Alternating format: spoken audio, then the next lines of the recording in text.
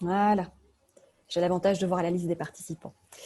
Donc, rebonjour à tous, rebonjour à toutes. Sylvie Levaux, chef de projet qualité affaires réglementaires chez MD 101. Je suis ravie de vous retrouver aujourd'hui pour un nouveau webinaire portant aujourd'hui sur un sujet très intéressant en cette période. Comment maintenir l'équilibre entre performance et empathie? Tips and tricks. Donc, je vous rappelle donc que ce webinaire dure 45 minutes. Dans une première partie, nous allons écouter Christine Orvet, notre intervenante du jour, qui est directrice du cabinet de recrutement AXEM, cabinet de recrutement spécialisé dans le domaine de la santé. Donc, Christine AXEM va mener ce webinaire pendant 45 minutes avec des temps d'échange entre les différents participants qu'elle vous présentera. Donc, au-delà des 45 minutes, nous aurons une quinzaine de minutes de questions et réponses. Donc, n'hésitez pas à utiliser soit le chat, soit la box questions et réponses, puisque ça nous permet d'échanger directement. Et donc, nous consacrerons ces 15 dernières minutes à un temps d'échange entre les spectateurs et les participants de ce webinaire. Et j'arrête de parler et je laisse la parole à Christine. Bonjour à tous. Je suis ravie d'abord de vous recevoir dans ce 11e webinaire qui est organisé dans le cadre des EMT et j'en profite justement pour remercier l'équipe MD 101 avec Sylvie, merci à toi, Clémence qui gère les inscriptions, Mathieu bien sûr avec qui on travaille depuis plusieurs années sur l'organisation des EMT. Et puis au niveau d'Axem, avec Catherine et puis Hélène qui est à l'origine aussi de ce webinaire. Donc merci à tous. Donc aujourd'hui, la thématique qu'on va aborder, comment maintenir cet équilibre entre performance et empathie. C'est vrai que on parle beaucoup d'empathie, on est beaucoup dans l'approche au niveau de l'écoute, de donner du sens à ce qu'on veut réaliser. C'est quelque chose que nous, en tant que recruteurs, on entend souvent de la part des candidats. Les professionnels, on a besoin effectivement de faire partie d'un groupe, d'une entreprise. Une équipe, elle a aussi besoin d'un leader. Et en fait, tout ça, ça pose la question effectivement du sujet, de l'équilibre qu'il faut toujours avoir entre être dans la performance, parce que c'est l'enjeu de l'entreprise, et pour autant toujours maintenir cette notion d'empathie qui est essentielle aujourd'hui dans l'entreprise. Donc, on va aborder ces aspects du leadership, les notions de motivation, comment, et encore plus aujourd'hui dans ce contexte que nous vivons, comment on maintient cette motivation, être dans la bienveillance et toujours en ayant cet objectif de performance forcément et de résultat. Donc, je vous propose effectivement d'échanger sur ces thèmes à travers les expériences respectives de nos trois invités. Donc, j'ai le plaisir d'accueillir Laurence Desmougins. Merci Laurence d'avoir accepté cette invitation. Merci de votre invitation, Christine, avec plaisir. Voilà, donc en fait, vous êtes directeur des unités et country manager dans l'industrie pharmaceutique. Vous avez occupé ces responsabilités dans différentes industries qu'on appelle Big Pharma et des structures plus petites aussi, plus petites comme Dompe, donc qui est un développement d'activité, des structures comme Alcon, Novartis, Pfizer. Vous avez géré des équipes entre 5 et une centaine de personnes, donc de taille assez différentes, toujours autour d'un projet de commercialisation de médicaments dans l'innovation. Vous êtes d'accord pour partager vos tips aujourd'hui avec nous? Mais avec plaisir et échanger avec les panélistes sur la pratique de chacun et les bonnes idées. Merci. Julien Alvaux, donc vous êtes président de Soften Labs, que vous avez fondé avec Richard Weiss en 2016. Donc, c'est une entreprise qui propose de la prestation de services en informatique de laboratoire et qui développe des solutions sur mesure et de l'IoT de laboratoire. Oui, c'est tout à fait ça. Bonjour à tous. Merci Julien d'avoir accepté notre invitation. Vous êtes d'accord pour partager vos tips aujourd'hui avec nous sur le sujet? Avec plaisir. Ok. Et Henri Kessler, donc vous êtes General Manager et vous avez occupé des responsabilités essentiellement en life science dans des industries du diagnostic in vitro en particulier. Pour ne pas les citer, donc des structures comme Roche, comme Qiagen, comme Danaher et comme Becton Dickinson. Vous allez gérer des équipes entre 50 et 200 personnes. Donc, je vous remercie d'abord d'avoir accepté notre invitation. Et vous êtes d'accord pour partager effectivement quelques bonnes recettes effectivement avec nous sur ce sujet. Oui, et puis surtout que c'est un sujet qui me tient à cœur en fait. Bon, alors justement, on va commencer avec vous, Henri. En fait, on est souvent apparemment venu vous chercher pour des situations un peu difficiles dans les organisations, pour remotiver les équipes, pour réactiver la croissance, pour faire adhérer des équipes à un nouveau projet d'entreprise. Comment vous y êtes pris? Qu'est-ce qui a fonctionné et pourquoi ça a marché justement en fait? Alors, en fait, ce qui fonctionne, on est tous différents, hein. Chacun fait tout ça avec son style, en fait, et ses valeurs. Ce qui fonctionne bien pour moi, c'est déjà de créer un climat de confiance. On en a parlé régulièrement, Christine, c'est des choses qui ne se décrètent pas, hein, mais ça se prouve au quotidien. Et créer le climat de confiance, ça part par donner un espace d'authenticité à chacun, où chacun peut s'exprimer vraiment, hein, c'est-à-dire sans sujet tabou, sans censure. Et pour ça, pour donner confiance, il faut que chacun puisse avoir le sentiment qu'il ose, qu'il a la possibilité de s'exprimer sans que les choses qu'il va dire puissent se retourner contre lui, en fait. Et donc, tout ça se démontre au quotidien. Se démontre au quotidien de mon point de vue, par l'exemplarité. Alors, l'exemplarité est un grand mot, mais en réalité, on est tous humains, hein. L'exemplarité, c'est aussi reconnaître ses erreurs, par exemple. Hein, comme je dis, en tant que manager, on est comme tout le monde, on a deux bras, deux jambes, un cerveau. On vient avec son histoire, on est là avec son histoire, on n'est pas parfait. C'est reconnaître cette imperfection déjà, et aussi donner à chacun la possibilité de s'exprimer en mettant en retrait, parce que c'est quoi un manager? Je pense qu'on l'abordera aussi plus tard, hein, c'est la notion de leader. La notion de leader, chacun a la sienne, mais dans mon esprit, un leader, c'est celui qui emmène tout le monde. C'est pas forcément, pour moi, la notion de hiérarchie n'existe pas. Dans mes relations au quotidien, par exemple, je ne me positionne pas comme un supérieur. En tout cas, ce n'est pas un truc que je fais ressentir, ça existe sur le papier. Mais en réalité, il y a un positionnement d'égal à égal, chacun ayant ses missions, ses fonctions. Et dans la fonction du leader, il y a aussi la fonction de facilitateur, c'est-à-dire celui qui va aider son équipe à réaliser son objectif, et celui qui va créer la cohésion, en fait, la cohésion du groupe. Hein, on le sait, hein, plus un, ça ne fait pas deux, hein, ça fait beaucoup plus, hein, ce qu'on appelle l'intelligence collective. Et en fait, c'est être capable de mettre ça en œuvre, hein, l'intelligence collective, par justement donner du sens à l'équipe, donner du sens à la relation, donner du sens avant tout au projet. Hein, c'est mettre en avant le projet pour permettre à chacun de se sentir vraiment contributeur.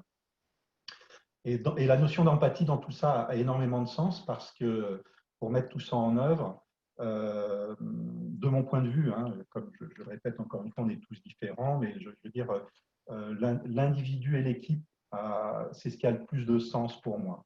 C'est par la mise en avant de l'individu et de l'équipe, par l'écoute de l'individu et de l'équipe, qu'on arrive à créer cette authenticité, cette confiance, cette cohésion, et qu'on arrive à avancer sur un projet commun. Mais bon, je pense que ce sera probablement plus clair quand il y aura des questions par l'interaction, parce que pour l'instant, c'est un peu du concept, mais ça se pratique au quotidien, en fait.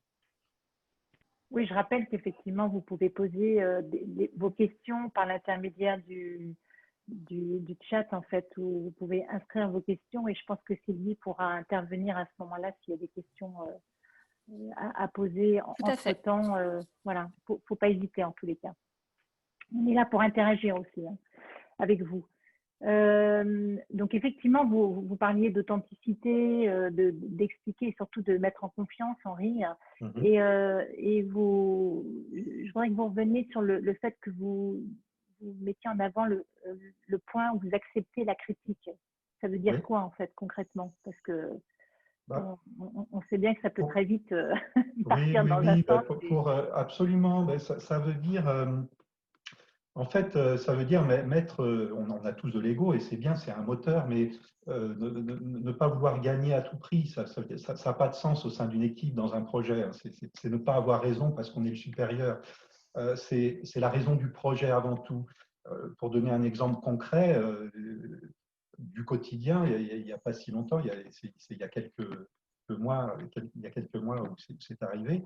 Il y avait un projet qu'on devait construire de mise en œuvre sur une analyse avec les managers, que je traitais avec les managers. Et à un moment, je me suis agacé. Je me suis agacé parce que j'avais passé beaucoup de temps à expliquer quelque chose.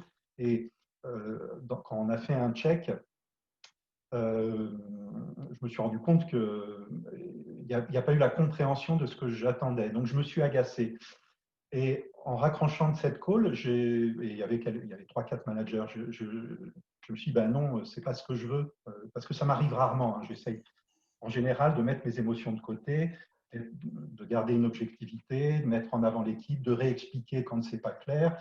Et là, je me suis agacé, parce que bon, on est humain, parce qu'on est sous pression, parce qu'on a des deadlines. Et ben, j'ai rappelé la personne et je me suis excusé de dire voilà, c'est pas ce que je voulais, je me suis énervé. C'est aussi reconnaître son erreur, reconnaître que ce qu'on a fait, c'est pas ce qu'on a voulu. Et mon collaborateur a apprécié. Il m'a remercié d'en parler. Et puis on a pu, voilà, on a débattu, on a discuté sur ce qu'il a ressenti, ce que j'avais ressenti à ce moment-là, pourquoi on en est arrivé là. Et parfois, voilà, d'émettre une excuse, et ben, je veux dire, ça démontre que, en fait, on est capable de reconnaître qu'on se trompe et du coup, ça autorise l'autre à amener le sujet quand il estime qu'on on ne va pas dans la bonne direction. Parce que de mon principe, ce n'est pas un aveu de faiblesse, c'est le contraire. C'est un aveu de force, c'est-à-dire dire, ben voilà, je suis suffisamment fort pour reconnaître que je fais une erreur. Et ça ne remet pas en cause les compétences. C'est important ce que vous dites là, parce que… Oui, c'est important ce point-là, parce qu'on dit souvent l'empathie, est-ce que c'est effectivement mettre en avant un peu de faiblesse? Je veux dire, on a toujours une similitude par rapport à ça. En tout cas, c'était peut-être des points qui étaient évoqués avant. Et en effet, vous mettez en évidence que ça montre plutôt l'inverse, quoi. En fait. Oui, parce qu'on est encore plus contributeur du projet quand c'est comme ça. Et puis, c'est de dire que le leader, il est au même niveau que les autres, en fait. Il n'est pas là pour être le supérieur, le chef, hein, comme on pouvait l'entendre il y a 10-15 ans, mais qu'il est là en tant que facilitateur, en fait, pour aider l'équipe à aller au bout d'un projet, à le réussir. Je me permets d'intervenir car on a justement une question et Christine m'a dit que je pouvais intervenir à ce moment-là pour entretenir la discussion. Donc une question assez généraliste que je viens de recevoir, donc justement portant sur le leader légitime. Est-ce le fruit d'un travail personnel ou sent-on assez vite que l'on a des prédispositions dans cette position? Et je trouve la question très intéressante. Est-ce qu'on a une prédisposition dans cette position de leader légitime? Alors, je peux amener quelques éléments de réponse, mais peut-être que certains de mes collègues, parce que j'ai monopolisé pas mal de temps de parole, peut-être que certains de mes collègues… on donnera la parole à Laurence et Julia, bien sûr, après aussi. Ouais. D'accord. De mon point de vue, parce qu'on change déjà, hein, c'est-à-dire que je ne suis pas le même leader que celui que j'étais il y a 10 ans, par exemple. Pourquoi? Parce qu'on affine ses valeurs, on affine ce qu'on veut, on affine son style. Je pense qu'il y a la notion d'ego aussi dans tout ça. Je pense qu'au début, on veut absolument démontrer. Plus on réussit, moins on a besoin de démontrer. Donc, on est de plus en plus à l'aise avec cette notion-là au fil du temps. Après, on le fait chacun avec son style. Il n'y a pas un style de leader, il y en a plusieurs. Il y a une partie innée parce qu'on on le dit, hein, ce n'est pas parce qu'on a été performant dans son métier qu'on devient un bon manager, parce que le métier de manager nécessite d'autres qualités que celui du professionnel qu'on était. Parce que bon, moi, avant, j'étais dans la vente, par exemple. Un bon vendeur n'est pas forcément un bon manager, on le sait tous. Donc, il y a une partie innée pour moi, et puis il y a une partie acquise. La partie acquise, on commence par le plus simple, c'est être reconnu pour ce qu'on a réalisé. Donc ça, c'est la partie acquise. On peut être reconnu parce qu'on a été performant, parce qu'on a eu des réussites, parce qu'on a démontré à plusieurs reprises, ou parce qu'on a été un expert dans son métier. On peut aussi être reconnu comme ça. Et pour moi, être reconnu en tant que leader, il y a aussi une partie innée qui est effectivement, on en parlait tout à l'heure, l'empathie, la capacité d'écoute, la capacité justement à créer ce climat de confiance. Je veux dire, il y a des parties, on est avec, on est naturellement prédisposé à ça, mais ça se travaille aussi, hein, de toute façon. Hein. Je vais vous donner un exemple, il y a des choses qu'on sait intuitivement, mais quand on les apprend, quand on les travaille, on sait encore mieux le faire.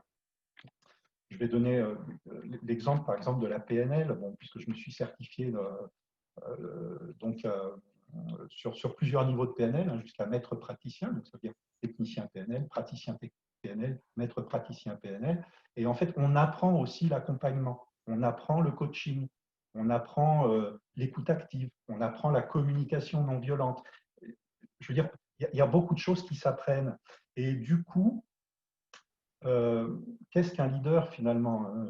Je veux dire, alors, on a chacun notre vision de ça. Pour moi, un leader, c'est celui qui est reconnu comme en qui on fait confiance, parce que je pense qu'il faut avoir confiance en son leader. Si on a peur, si on n'ose pas,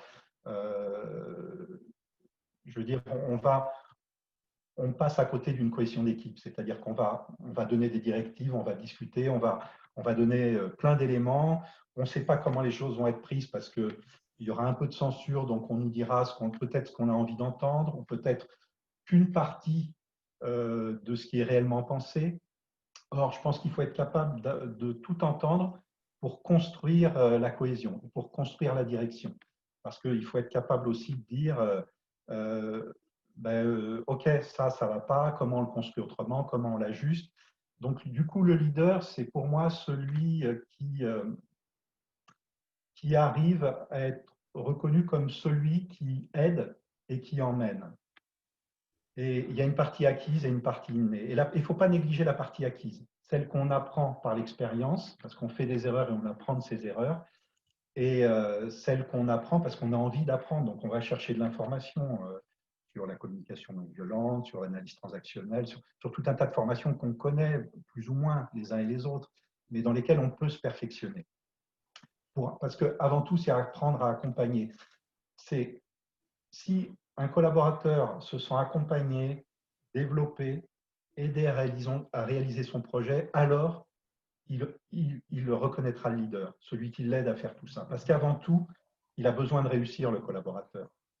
Et donc, on est vraiment dans l'accompagnement, en fait. Hein. Voilà. On est vraiment dans cet accompagnement dans sa globalité. Ouais. OK.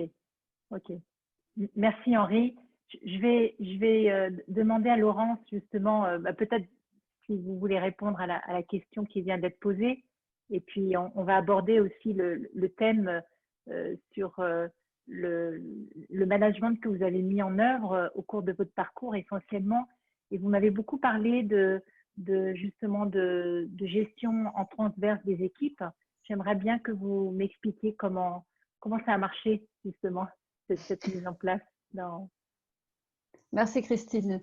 Écoutez, en premier lieu, j'ai beaucoup hoché la tête en écoutant Henri parce que j'avais l'impression qu'il parcourait déjà un peu les thèmes que j'avais aussi envie d'aborder. Donc, je me sens vraiment en synergie avec sa réponse aussi sur le leadership. Et peut-être je peux illustrer par mon expérience que moi j'ai ressenti comme étant efficace, même si parfois ça marche plus ou moins bien. Il faut de l'humilité pour constater et adapter. Mais ce sur quoi j'ai pu construire dans le passé et faire contribuer et contribuer avec des équipes sur les médicaments dont je me suis occupée. Ce qui me paraît vraiment l'élément dominant pour moi dans ce qui conduit à la performance, c'est finalement, et le leadership pour y arriver, c'est la capacité qu'on va avoir à trouver le sens et à faire adhérer à ce sens. C'est-à-dire, je vois un peu le rôle du leader comme étant celui qui va assimiler l'ensemble des informations et du projet pour incarner quelque chose et retranscrire quelque chose que chacun va pouvoir s'approprier sur ce projet. Et là où, dans mon parcours, je crois que j'ai eu beaucoup de chance, c'est que j'ai toujours… Alors, c'est un peu un choix d'aller dans la santé, et c'est vrai que la santé, c'est par définition porteur de sens. Mais quand on peut travailler sur des beaux projets d'innovation, on y trouve pour soi et l'entreprise y trouve un sens et une raison d'être qui n'est pas juste la petite phrase qu'on affiche au-dessus de la porte de l'entreprise, mais qui fait authentiquement avancer. Je prends pour exemple le dernier projet sur lequel j'ai travaillé. On était sur une création de filiale autour d'un médicament qui apportait une solution à une maladie qui n'avait pas de traitement jusque-là. Et il y avait derrière réellement des patients et des médecins qui étaient en attente. En soi, ça porte la vocation de pourquoi je crée cette filiale, pourquoi je crée cette équipe, qu'est-ce qu'on va devoir accomplir ensemble. Et ça donne un sens fort qu'ensuite, en tant que leader, on peut faire vivre et apporter et que les collaborateurs vont partager. D'ailleurs, quand on les recrute et qu'on leur présente le projet, ils adhèrent à ça et c'est ça qui donne envie de venir. Donc, je pense que la première chose qui emmène les gens, c'est la valeur du projet, et le rôle du leader, c'est d'exprimer cette vision pour qu'elle embarque les gens. Après, pour aller plus loin, il faut le vivre au quotidien et constituer, ce que moi j'aime particulièrement, c'est constituer des équipes pluridisciplinaires. Et dans nos métiers complexes, il faut travailler avec des gens qui arrivent avec des technicités différentes, des compétences différentes. Et au bout du compte, toutes ces compétences vont converger par le fait de faire réaliser que le produit est disponible pour le patient. Et là, au quotidien, on peut chacun avoir sa tâche. Mais ce que j'ai appris, en particulier grâce à Pfizer, qui a vraiment beaucoup réfléchi à ça il y a un certain nombre d'années, c'est avoir une véritable philosophie de travail transverse où chacun a le droit, pour venir sur ce que disait Henri tout à l'heure, chacun a le droit de s'exprimer. On peut créer un environnement facilitateur où chacun va pouvoir contribuer sur le projet, au total du projet, sur les idées générales du projet, sur la vision, sur la construction, on peut discuter quand on est du médical affaires avec le collègue qui va s'occuper des congrès ou la personne du réglementaire sur les enjeux clés que chacun a apportés sur le projet. Et ensuite, chacun va aller réaliser sa partie, mais en ayant la capacité de s'exprimer et de contribuer sur l'ensemble du projet à un certain stade de conception. Et j'ai expérimenté sur des petites équipes. Ça a été aussi mon choix de passer progressivement de très grosses structures à des équipes plus à taille humaine. C'est d'autant plus facile qu'on est sur une petite équipe, mais ça reste une philosophie générale, que c'était plus facile d'emmener les gens quand ils avaient cette capacité de sortir de leur silo et d'être vraiment contributeurs à un projet collectif. Et je pense qu'aujourd'hui, où peut-être chacun va se retrouver derrière son ordinateur qui a travaillé sur l'acceptation réglementaire de son document ou qui a monté tel événement ou a travaillé sur tel projet clinique, on peut se retrouver à un moment un peu étouffé dans son projet ou un peu focalisé et manquer de cadre. Et la capacité qu'on peut avoir à remettre tout le monde en phase avec l'objectif commun, ça me paraît un élément qui est porteur de motivation pour tout le monde. Alors, comment est-ce qu'on peut le faire dans le contexte plus difficile où on ne peut pas parler du projet à la machine à café? Ça, c'est aussi le rôle du manager, enfin du leader manager dans son versant manager, de mettre les conditions de travail les meilleures pour que les gens puissent donner cette meilleure contribution. Alors, je ne sais pas si ça vous parle, mais en tout cas, c'est un peu ma conviction que sur la performance, c'est la capacité à partager la vision et à faire rentrer les gens dans un travail collectif et pas dans un enjeu individuel qui est un élément… C'est créer un peu les interactions, en fait, voilà, entre créer les les équipes, interactions. quoi. Il faut les provoquer un petit peu aussi. Voilà. Et après, sur le versant de l'empathie, j'observe que tout le monde réagit différemment. Enfin, le contexte actuel nous amène à faire un petit peu la version augmentée du management qu'on fait d'habitude parce qu'il faut plus d'attention puisque les écrans font écran, on va dire.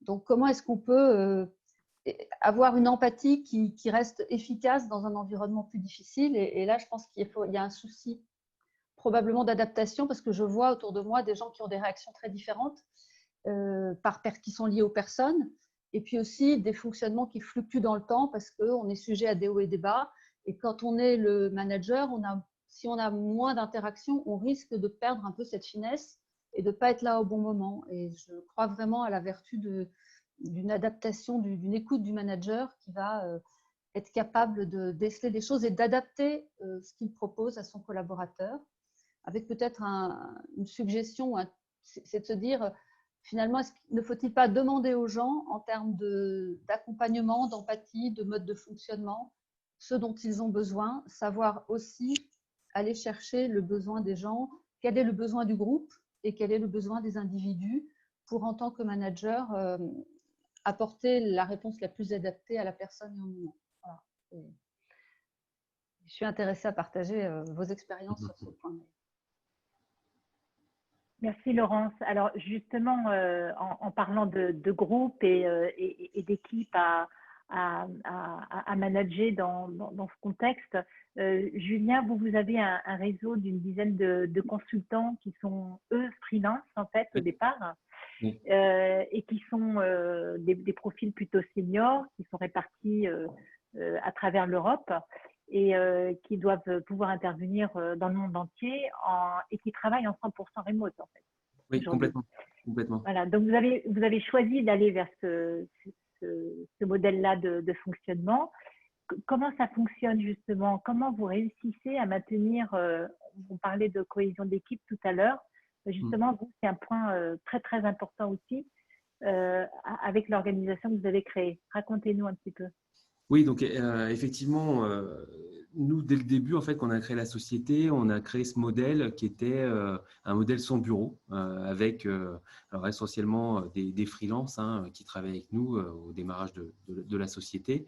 Et on est allé chercher les experts là où ils se trouvaient. On voulait déjà mettre le moins de contraintes pour nos collaborateurs, en termes de géographie, en termes d'horaire, etc.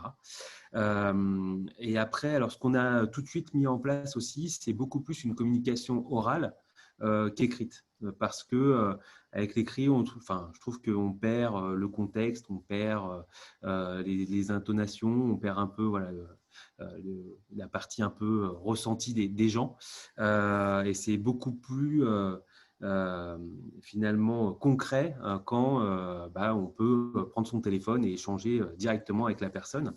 Donc ça déjà c'était quelque chose qu'on avait dès le début en place avec mon associé, et qu'on a voulu aussi transmettre à tous nos collaborateurs. Et ce qu'on a fait pour un peu pas structurer, mais mettre un peu une cohésion d'équipe dans notre organisation, c'est qu'on a décidé d'organiser très régulièrement aussi des échanges entre nous, donc c'est bimensuel, où pareil, on prend la température sur comment ça se passe sur ton projet, est-ce que tout va bien, est-ce qu'il y a des points bloquants, etc. Sur quoi tu travailles aussi, parce qu'on voulait que tout le monde soit aussi informé des différents projets sur lesquels on travaillait, que ça ne reste pas juste à un endroit donné, il y a une personne qui fait tel projet chez tel client, mais au contraire que pareil, nos collaborateurs puissent, quand ils sont avec les autres clients, puissent aussi partager les expériences globales de notre société. Donc on prend la température et tout ça se fait aussi, il n'y a pas de gros formalisme, c'est pareil, on voulait un peu casser cette structure vraiment très hiérarchie, très manager, etc. Tout le monde a le droit de s'exprimer, il n'y a pas vraiment un vrai ordre du jour, on fait le tour de table, c'est vraiment dans la bonne humeur, mais on prend soin à chaque fois de s'assurer que aussi tout le monde va bien. Et c'est très participatif, c'est-à-dire que tout le monde peut s'entraider et exposer vraiment tous ces points. Je me permets d'intervenir, Julien, puisque justement, il y a une question par rapport justement à cette approche du management moins verticale, plus contributive. Quelle est la limite? Est-ce qu'on a pu identifier justement une limite à cette approche? Assez paradoxalement, j'imagine qu'il doit y en avoir. Alors, il y a forcément un côté quand même humain derrière. Nous, ce qu'on a expérimenté, c'est que ça marche avec 90% en gros des personnes avec lesquelles on travaille aujourd'hui. Et il y a ce petit 10% où certains profils, alors surtout, on a remarqué ça surtout chez les juniors, ils avaient besoin quand même d'un repère physique, d'un bureau et de ces réunions de café. Et pour certains, j'avoue qu'on n'a pas réussi à finalement les garder et les faire adhérer à ce modèle. Par contre, l'autre 90% adhèrent complètement. Et même parmi ces 90%, on a quand même des profils juniors, même si on travaille beaucoup aussi avec des seniors. Mais c'est vrai que derrière, voilà, il y a aussi ce côté humain qui rentre en jeu et certaines personnes ont besoin d'avoir un peu plus de repères physiques et d'échanges concrets physiques, même si on a essayé d'abolir tout ça avec de nombreux échanges, beaucoup d'oral, etc. Après, je vais peut-être revenir aussi sur les points là, de Laurence et de Henri. Déjà, je partage beaucoup de leurs points. Je trouvais ça hyper intéressant. Et effectivement, je vais revenir sur les points, accorder de la confiance aux gens et peut-être plutôt illustrer par des exemples. On a nous fait des embauches en plein Covid, donc on a appris complètement les choses à l'inverse. Et on a recruté donc une jeune commerciale il y a quelques mois. Donc pareil, modèle home office. Donc, ce qui est important pour nous aussi dans ce modèle, c'est ce qu'on appelle chez nous le onboarding, qui est très classique aussi côté RH. Et j'ai envie de dire, c'est prendre le temps de s'occuper des gens et de s'assurer, comme disait Henri, qu'ils comprennent bien les messages, qu'ils s'approprient bien ce qu'on fait dans la société et qu'ils réussissent à le retransmettre. Mais il y a vraiment cette idée d'appropriation. C'est-à-dire que, et c'est là aussi où je rejoins encore certains points qui ont été énoncés, c'est qu'il ne faut pas hésiter à se remettre en cause, à accepter les critiques et peut-être finalement à opérer des changements. Et par exemple, cette jeune recrue, alors, par exemple, nous a proposé juste, ça a commencé par tiens, j'ai une idée j'ai une suggestion de proposition de signature dans les mails qu'on envoie aux clients. Pourquoi pas? En plus, c'était super sympa. C'est vrai que la nôtre était old school. Elle nous a proposé un petit modèle super sympa. Et rien que ce petit geste-là, en lui disant ouais, ok, déjà tu peux le faire. Et en plus, c'est super bien. Ça commence à faire gagner. Voilà, il y a un petit pas de confiance qui a été gagné. Derrière, ça lui a permis de nous dire qu'on lui a présenté les slides, etc., qu'elle a commencé à s'entraîner à faire des présentations. Elle nous a dit, bon, là, j'ai quelques petites suggestions, pareil, est-ce que je peux retravailler un peu certaines slides? Avec plaisir. Donc, elle nous a fait des propositions qui étaient aussi très intéressantes. Et après, alors, ce qu'on apprécie beaucoup aussi chez nous, c'est qu'il y a une liberté presque totale de nos collaborateurs. En gros, alors, certes, ils ont des projets, ils ont des tâches à accomplir, mais après, ils sont libres d'échanger entre eux et de s'organiser comme ils veulent. Et en fait, il y a eu une organisation spontanée qui s'est faite avec cette jeune recrue et qui a finalement présenté une des nouvelles solutions qu'on avait sorties à l'ensemble des collaborateurs qui, eux, lui ont fait aussi des critiques positives sur les slides, la façon de présenter, etc. Et en fait, ils ont travaillé ensemble pour élaborer finalement une version qui aujourd'hui est top, quoi. Donc, c'est ça aussi, je pense que dans les idées là, de leader qui est un peu peut-être montrer l'exemple, mais encourager, c'est justement, c'est vraiment une histoire de motivation des équipes pour que atteindre un peu, effectivement, comme disait Laurence, il y a une sorte d'objectif commun, mais c'est vraiment commun, quoi. C'est construire ensemble quelque chose, quoi. Et je crois que ce qui est vraiment très important, c'est de savoir se remettre en cause, savoir accepter que ce qu'on a fait pendant des années, ça peut être optimisé ou ça peut être remis en cause. Donc ça c'est un point important. Et après, je pense qu'il faut pas confondre aussi les aspects performance et rentabilité. Alors moi, je viens du monde, avant d'avoir créé Soften Labs, du monde des gros éditeurs de logiciels, où j'étais plutôt dans les aspects très, très commerciaux. Et donc là, quand vous êtes commercial, que vous arrivez à votre nouveau poste, il y a tout de suite cette pression, il faut que vous soyez rentable. On a dépensé de l'argent sur vous parce que vous étiez soi-disant le meilleur. Maintenant, il faut limite le lendemain rapporter déjà des affaires. Et on ne prend pas du tout le temps de former les personnes sur les solutions qu'ils doivent vendre en plus. Donc ça, c'est quand même assez hallucinant. On ne prend pas le temps non plus de bien les intégrer dans les équipes. qu'ils comprennent bien tous les process et comment fonctionne réellement la boîte. Non, non, c'est tout de suite aller sur le front, vas-y, tu vends, tu sais faire. Bon, c'est malheureusement ce qu'on voit encore fréquemment. Et le souci de tout ça, c'est que même quand on a des gens qui sont très performants, finalement, on aboutit souvent à un épuisement de ces personnes parce qu'on cherche à fond la rentabilité et uniquement ça. Et ces personnes restent très peu de temps dans l'entreprise et puis partent. Nous, ce qu'on veut, c'est quand entre guillemets, on investit sur quelqu'un, c'est un investissement vraiment sur du long terme. Donc, on veut que la personne, elle se sente bien dès le début.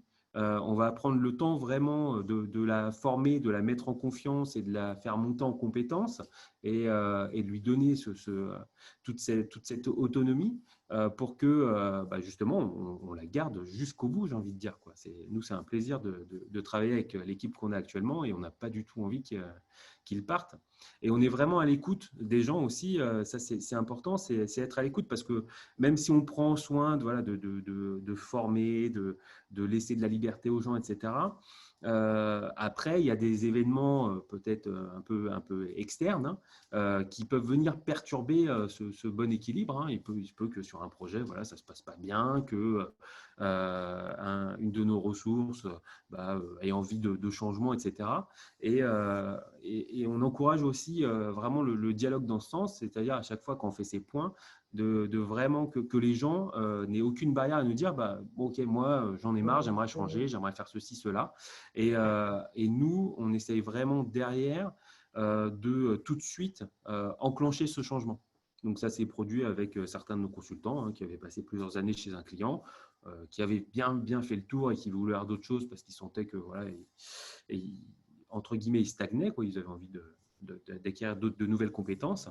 Et là-dessus, avec mon associé là, Richard, on a vraiment bossé pour tout de suite leur proposer des nouvelles opportunités et faire une transition très rapide vers quelque chose qui les reboostait vraiment, quoi. Donc ça, c'est en considération vraiment le souhait et justement, ouais. Vous avez été à l'écoute et vous avez trouvé une solution, quoi. Vous avez cherché à trouver une solution. Exactement. Ouais. Là, c'est ce qu'on essaie aussi de faire et aussi avec ce modèle, parce que c'est vrai qu'on travaille beaucoup avec des freelances. Un freelance, il peut travailler tout seul s'il veut, ou il est aussi assez volatile, entre guillemets. Il peut trouver des opportunités à peu près quand il veut. Et pour finalement les garder avec nous, ce qu'on a mis en place, c'est vraiment tout l'accompagnement autour, c'est-à-dire faciliter la vie de nos collaborateurs.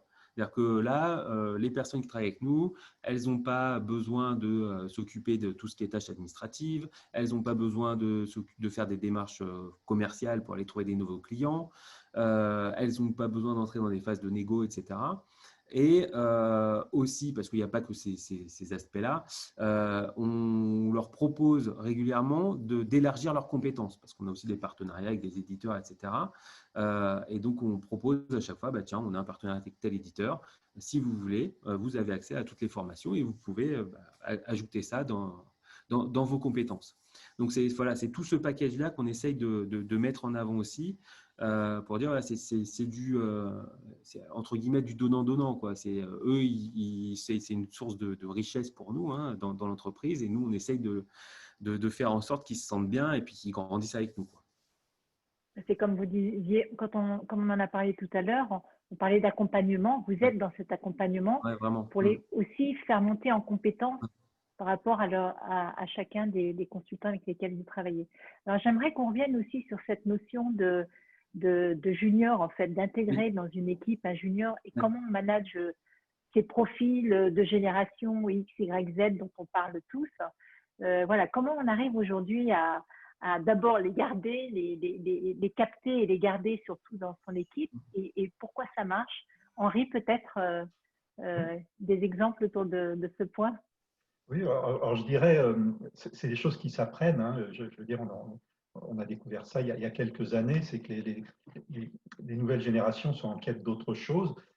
Et j'avoue moi-même qu'au début, je ne comprenais pas. C'est-à-dire que je faisais des recrutements de juniors et en fait, je me disais, non, lui, en fait, il est feignant parce qu'il demande tout de suite les RTT, il veut poser ses vacances, il ne les met pas dans la boîte. J'ai pensé ça au début parce que c'était pas notre mode de fonctionnement à nous, mais j'ai vite compris qu'en fait, c'est pas une affaire individuelle, c'est une affaire de génération.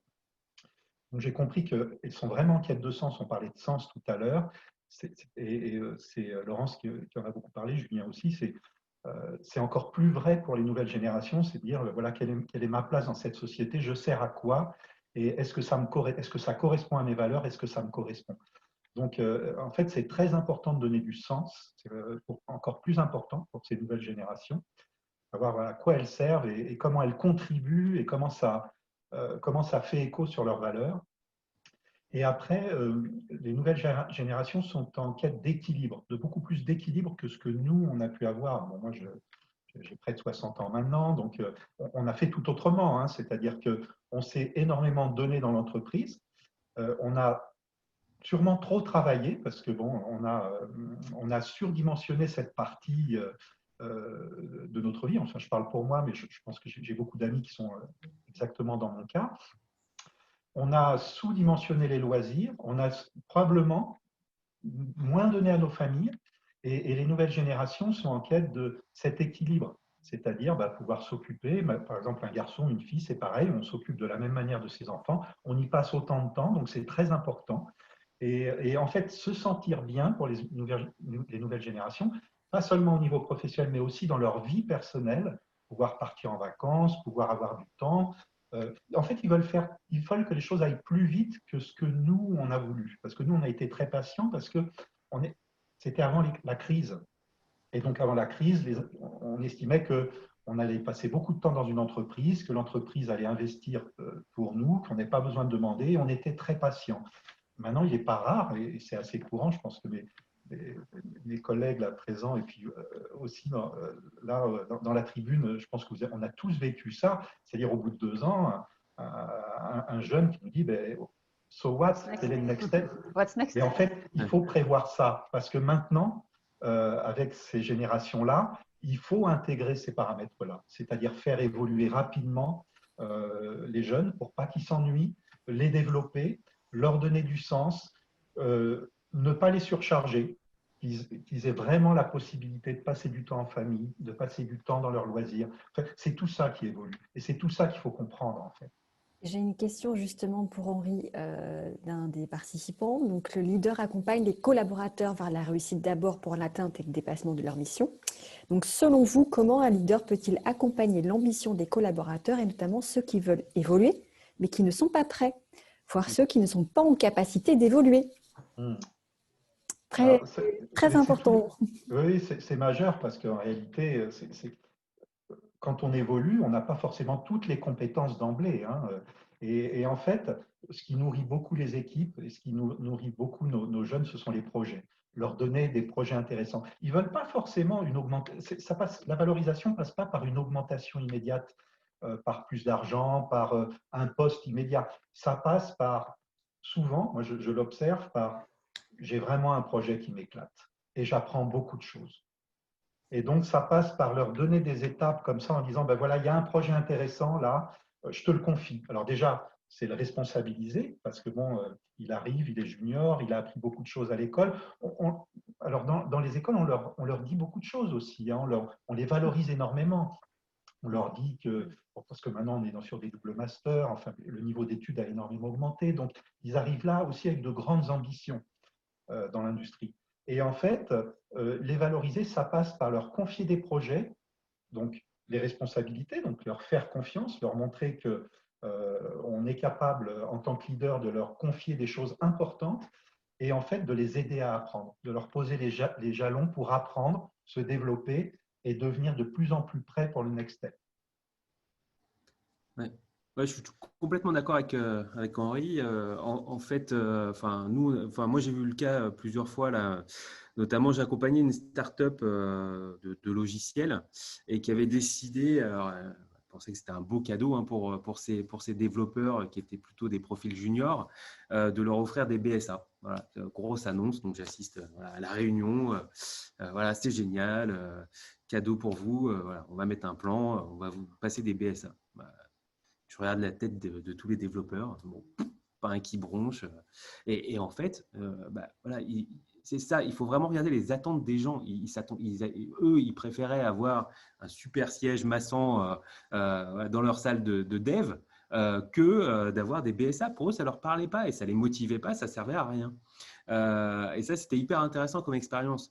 Et bon, j'en ai eu plusieurs comme ça où c'est vrai qu'il faut finalement maintenant prendre en compte les nouvelles considérations des jeunes. Alors, effectivement, l'aspect plus famille, enfin horaire, famille, un peu liberté, voilà, bien la différence entre le temps entreprise et le temps perso. Elle est quand même plus importante chez les jeunes. Enfin, moi, je fais partie pareil de la génération hyper bosseur et j'ai du mal à dissocier les deux. Donc, au début, j'ai dû vraiment prendre sur moi pour comprendre que voilà, j'étais peut-être moi l'extraterrestre et que derrière, il y avait cette génération qui, elle, avait remis un peu de sens dans sa vie. Hein.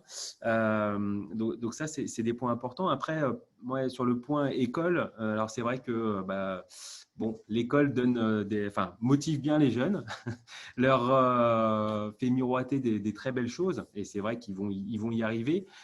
Mais certains ont un peu envie de brûler les étapes parce qu'on leur a raconté vraiment une très belle histoire et c'est un petit peu compliqué. Donc là, il y a beaucoup de communication aussi à mettre en place. Moi, je sais que quand je faisais des recrutements là, de Bac plus 5, voilà, jeunes sortants qui nous intéressaient là, pour des projets, c'était tout de suite, oui, moi, je veux être chef de projet. On m'a dit qu'en sortant, j'étais chef de projet et que voilà, j'allais gérer une équipe internationale, etc. etc. Bref. Donc, on leur a dit, bon, ok, ça c'est l'objectif. Mais là, aujourd'hui, côté légitimité par rapport à un client qui va avoir, pareil, une cinquantaine d'années, qui a fait plusieurs Big Pharma, etc. Enfin, comment tu vas réussir, toi, à le convaincre que voilà, tu peux gérer son projet, que tu as de l'expérience derrière, etc. Donc, bon, en discutant de façon assez libre, assez simple, transparente, on arrivait quand même à leur faire comprendre qu'effectivement, il y avait quelques étapes à franchir peut-être avant cet objectif, mais qu'on serait là pour les accompagner. Et je pense que c'est là aussi encore le point important, c'est de leur dire, enfin, qu'est-ce qui te motive effectivement, qu'est-ce que tu veux faire aujourd'hui et plus tard, et comment on peut t'aider à atteindre cet objectif qui peut être de toute façon très intéressant pour les deux parties. Hein. Nous, voilà, avoir des gens très, très expérimentés qui restent avec nous, c'est top, et surtout qui s'éclatent dans ce qu'ils font, quoi. Laurence, vous aviez quelques anecdotes aussi Oui, avec j'avais ces envie de profils. partager sur les générations montantes, les jeunes dans les équipes. Ce que j'ai observé, c'est, et qui a pu à un moment peut-être me mettre moi aussi en challenge et m'obliger à m'adapter, c'est une forte volonté d'autonomie de certains. Il ne faut pas se tromper, bien sûr, les jeunes veulent aller vite, mais ils ont aussi à la fois une demande, comme ça a été dit tout à l'heure, d'un accompagnement adapté. Et la distance n'est pas toujours bonne pour les débutants ou les jeunes parce qu'ils perdent dans la distance tous ces liens informels qui permettent d'apprendre et qui sont très rassurants et très utiles. Donc, bon, mis à part le cas des gens qui sont assez débutants et sur lesquels il faut être assez présent pour la formation, je vois quand même dans mes collaborateurs qui ont la trentaine émerger une très forte volonté d'autonomie et de respect de leur façon de gérer leur travail. Et cette notion de hiérarchie qu'on a tous les trois évoquée en disant qu'il y avait de moins en moins de cette demande de hiérarchie, enfin, je pense que c'est vraiment une caractéristique importante. On va vers des structures qui sont naturellement moins hiérarchiques. Tout à l'heure, la question, c'était de savoir jusqu'où on peut aller. Je pense que faut nous challenger sur ce qu'on a appris et ce dont on a travaillé pendant une vingtaine, une trentaine d'années.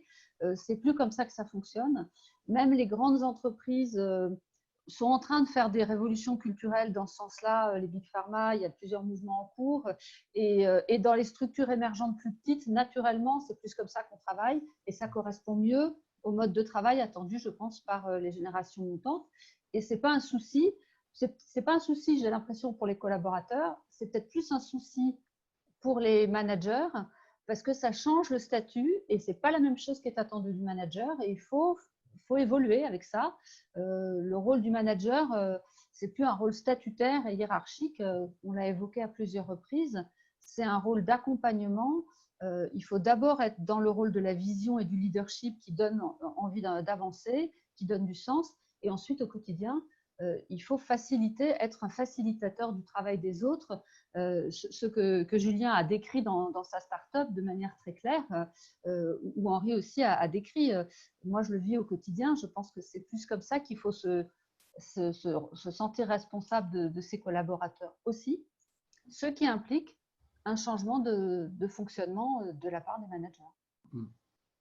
Ouais. Je crois qu'il y a aussi autre chose nous, lors des premiers échanges avec, voilà, même dans les périodes de recrutement, on dit aux gens, c'est effectivement, il y a cet aspect autonomie qu'on met vraiment en avant et que les gens sont effectivement autonomes. On est là pour les aider, pour les accompagner, mais après, c'est eux qui gèrent leur projet, leurs tâches, leur travail au quotidien. Mais dans l'aspect aussi autonomie, c'est-à-dire que nous, on a été vraiment presque à l'extrême, c'est-à-dire que vous gérez aussi votre emploi du temps. On n'est pas sur les horaires fixes de bureau 9h, 17h, on s'en fiche complètement de ça. Moi-même, si j'ai besoin de faire quelque chose entre 14 et 15h, je vais aller le faire. Mais derrière, le soir, je sais que je vais bosser, quoi. Et en fait, on a voulu mettre ça en place en leur disant, voilà, nous, effectivement, si on vous appelle, vous essayez de nous rappeler quand même dans l'heure, hein, ce qui est logique, parce que souvent on a quand même quelque chose d'important à vous demander. Mais sinon, il n'y a pas cette histoire d'horaire. Si vous avez quelque chose à faire, vous le faites. Il n'y a aucun souci. Et puis, on se rend compte que finalement, ça marche très bien dans les deux sens. C'est-à-dire que ça nous est arrivé d'avoir des réunions tard. Voilà, encore, je crois que c'était il y a 1 ou 2 semaines. J'ai un client à qui on a dû faire une démo à 19h parce qu'avant, il n'était pas dispo. Et que, en théorie, sur le papier, je pense que l'employé devait peut-être avoir du 9h, 17h. Il est venu faire la démo. Et derrière, déjà, je pense qu'il y a aussi la considération qu'on porte à ça. C'est-à-dire que nous, voilà, on remercie vraiment tout de suite les gens qui, comme ça, des fois sortent un peu de leurs horaires ou quoi pour nous dépanner. Hein. Je ne dis pas que c'est tous les jours, hein, loin de là. Et puis derrière, c'est pareil, quoi. Ils savent que ils ont cette liberté et que le lendemain, s'ils ont un truc à faire, ils peuvent le faire, ou dans la semaine, ou dans le mois, etc. On essaie c'est un peu la disponibilité, oui, c'est la disponibilité dont on a parlé au début avec Henri. Vous êtes disponible auprès des équipes et en contrepartie, finalement, oui, voilà, on voit que ça marche très bien. Ils sont disponibles et ils ont cette liberté, cette autonomie. C'est eux qui gèrent. Ils savent. Hein, ils sont largement assez intelligents pour ça. Hein, ils savent ce qu'il y a à faire et finalement, ils le gèrent après comme ils veulent. Et en fait, ça apporte du confort aux gens et de la confiance. Et puis voilà, il y a quand même très très vite. Une problématique qui est soulevée par une des participantes: comment gérer ce genre de situation dans une entreprise où la majorité du comité de direction, CODIR, est contre ce type de management et le voit davantage comme une faiblesse qu'une force? Parce que ça aussi, ça existe. Hein. Malheureusement, oui. Ah oui, alors là, ça va être difficile. Ouais, c'est très difficile. C'est un travail sur du très très long terme. Mais il y a des cas où Henri, il y a des échecs. oui, pardon. Oui. Laurent, Oui, allez-y. Je pense qu'il faut peut-être avancer par projet et par l'exemple. Moi, j'étais dans un grand groupe il y a une dizaine d'années, au tout début de la mise en place du télétravail, et mon unité s'était portée volontaire pour être pilote. Et personne ne voulait être pilote dans l'entreprise parce qu'il y avait cette mentalité on ne peut pas faire ça, on ne peut pas travailler à distance, on ne peut pas faire confiance. L'idée même qu'une assistante puisse être en télétravail était complètement hors de propos pour une partie du management. Et finalement, la mise en place d'un pilote dans une unité de taille moyenne où les gens étaient motivés, vraiment c'était une unité volontaire pour le faire, ça a été très démonstratif. Moi, mon assistante était l'assistante du département était en télétravail et les gens ne savaient pas qu'elle était en télétravail tellement elle était présente et organisée, et c'était très démonstratif que finalement c'était possible. Et comme ça, on arrive en avançant avec des cas pratiques et en mettant les gens en situation. Il faut obtenir des pilotes, mais je pense que c'est une façon de faire évoluer les mentalités. Et je pense que dans le mouvement, ça va forcément se faire, et ça va être un facteur de faiblesse pour ceux qui restent sur… c'est mon anticipation, hein, mais ceux qui ne se remettent pas en question sur ces modèles. Voilà. Donc, je prônerais plutôt le pilote. J'ai eu un exemple d'une grosse société hein, qui était contre le télétravail, 100%, qui a quand même au bout d'un moment lâché une journée par semaine. Bon.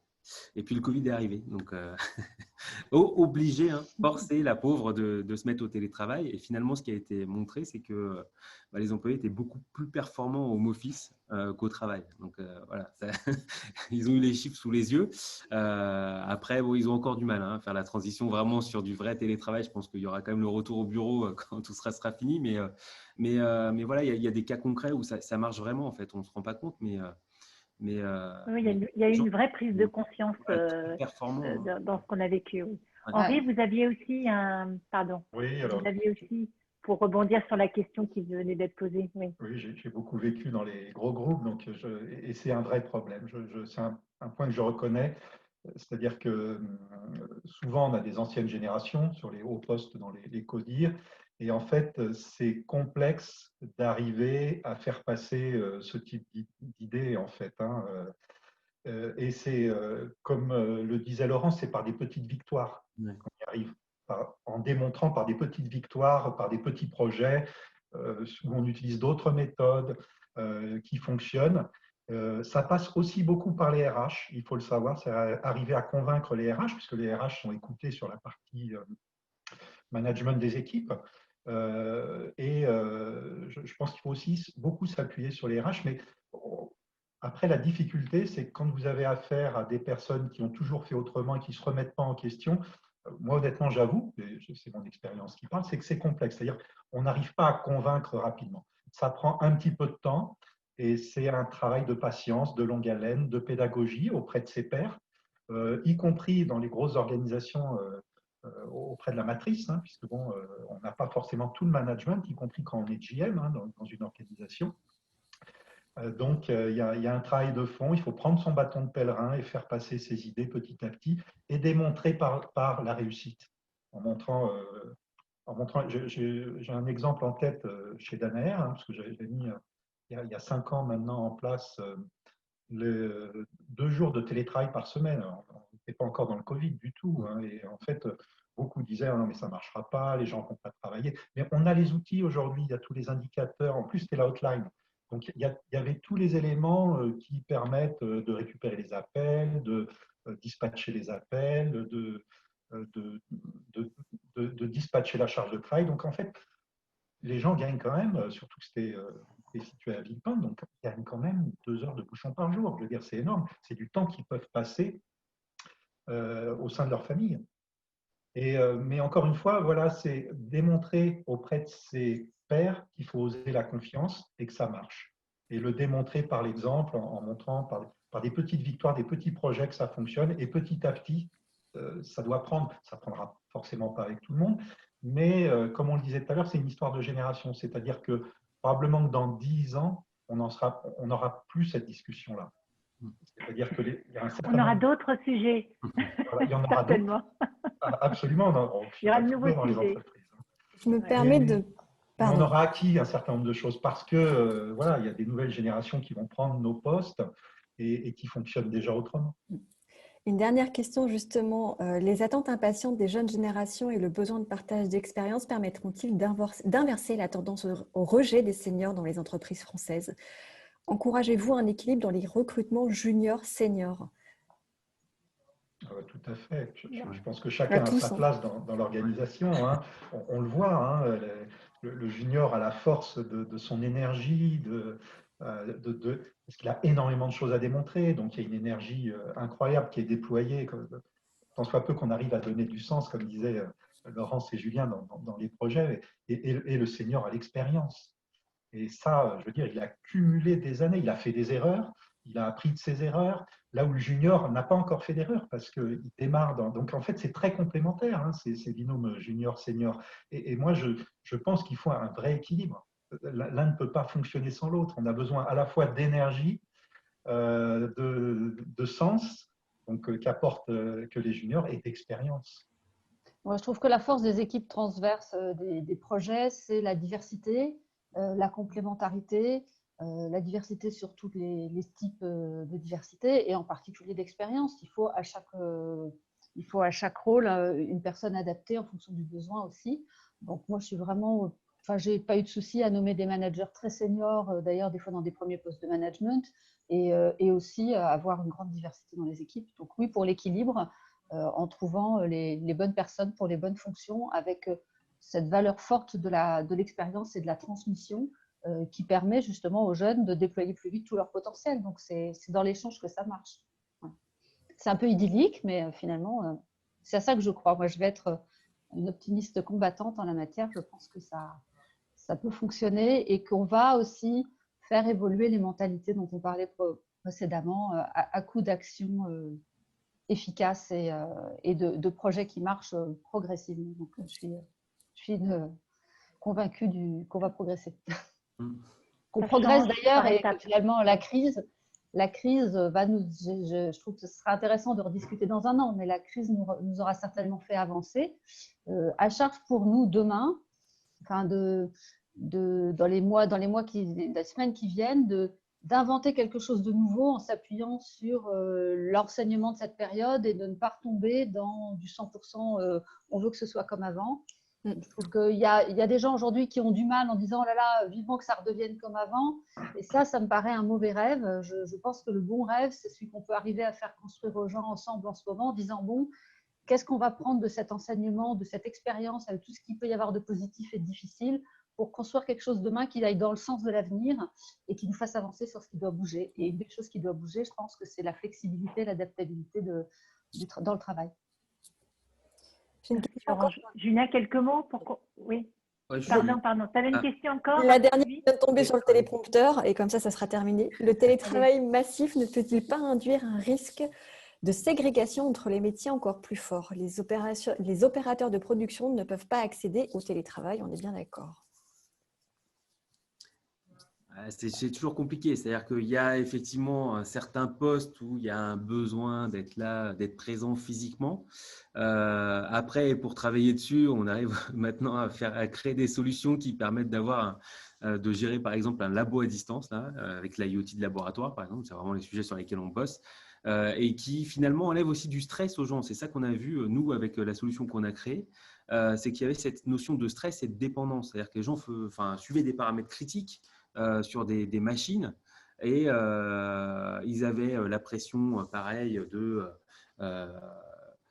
l'expérience qui allait dévier, qui allait complètement rater. Ils avaient cette pression à vraiment être près de l'instrument à l'instant T pour pouvoir éventuellement faire une action corrective, etc. etc. Et ça, en fait, tout ça, c'est du stress. Et ce stress aussi, il peut être allégé par des solutions. Donc, il y a dans certains cas des métiers, je pense, qui vont quand même évoluer et qui vont aller aussi vers une sorte de télétravail avec du pilotage à distance. Mais effectivement, il y a toujours des cas où il y a un besoin d'être présent physiquement dans une entreprise.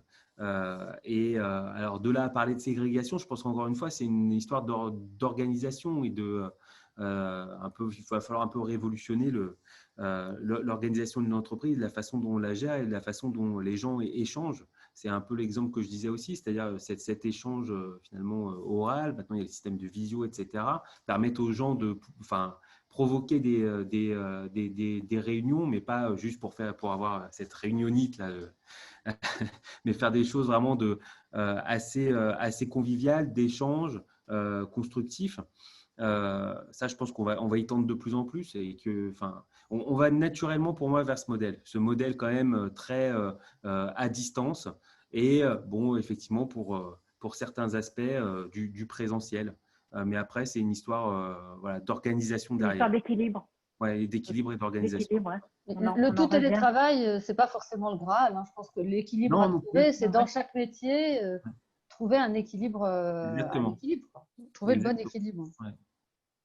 Essentiel. On a une révolution aussi industrielle avec la robotisation. Il y a des nouveaux métiers qui se créent, mais il y en a qui vont disparaître également.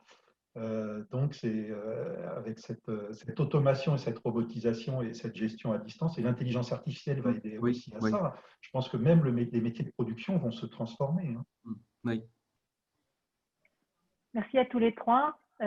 Pour conclure et retenir quelques mots essentiels qui ont été prononcés à plusieurs reprises, je pense que effectivement cette notion d'équilibre et d'empathie passe par la confiance, la patience effectivement qu'il faut avoir pour expliquer, accompagner. Vous avez exprimé ces points et en effet la compréhension des équipes et la compréhension du fonctionnement aussi de l'organisation. Ben oui, moi je veux évoluer, mais à un moment donné, il faut que je comprenne les éléments qui existent dans l'entreprise. Et puis, les derniers points sur la dernière slide, c'est tout simplement communiquer effectivement avec l'empathie. Ben, c'est effectivement un vrai choix, et c'est ça qui va vous permettre d'atteindre effectivement la performance, parce qu'on dit aujourd'hui, enfin j'ai lu quelques articles qui disaient qu'effectivement c'était par l'empathie qu'on atteignait la performance. Donc en fait le sujet aurait pu être posé dans ce sens. Et en fait oui, on est tous capables d'être dans cette bienveillance. Maintenant, voilà, on a le droit de le positionner comme tel, y compris et surtout en tant que leader en fait aujourd'hui. Et en fait, pour rebondir un petit peu sur le dernier webinaire qu'on a organisé autour de la magie, en fait, la vraie magie, c'est toute cette notion d'empathie, en fait. Et c'est ça qui fait que ça fonctionne dans les équipes aujourd'hui. Je vous remercie beaucoup pour vos témoignages, Laurence, Julien, Henri. Je pense que ça a exprimé, on a eu beaucoup d'informations exprimées, des questions. Peut-être qu'on fera une deuxième session parce que j'ai l'impression qu'il y a beaucoup de choses à dire. Dans tous les cas, je vous remercie à tous et un prochain webinaire en 2021. Avec plaisir, avec grand plaisir. Merci à tous. Merci Christine. Merci, au revoir à tous. Merci. Merci à vous. Au revoir.